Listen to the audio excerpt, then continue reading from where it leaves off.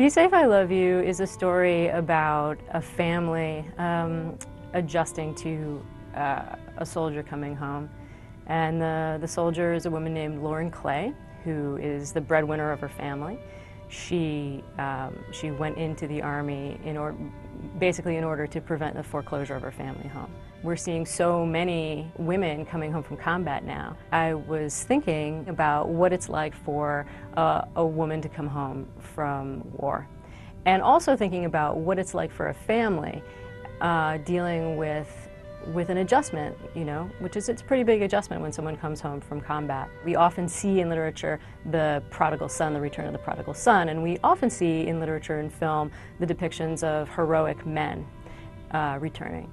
But we haven't yet seen what it's like for women, the kinds of things women are expected to do when they return home. And also the kinds of things that women experience in combat are different.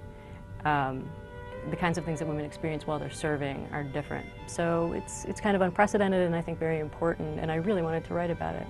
One of the things that makes Lauren Clay a complex character is that she was a classically trained musician before she entered the Army.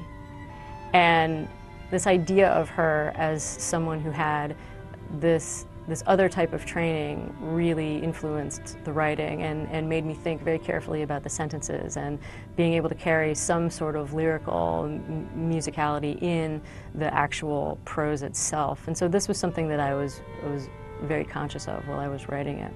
I wanted to show that even though there are ugly things that we're dealing with, there's always beauty in the world. And this is very much embodied in the relationship between Lauren and her younger brother, Danny, that even though she went through things that were horrible, her desire is for him to see things that are beautiful and to expand the experiences that he has, and she wants to take him away to show him things that she's never seen, that he's never seen, never had the opportunity to give him an experience of beauty. In writing Be Safe, I Love You, I simply wanted to write something for families and for soldiers. I wanted it to stand as an honest account of what families experience and what soldiers experience.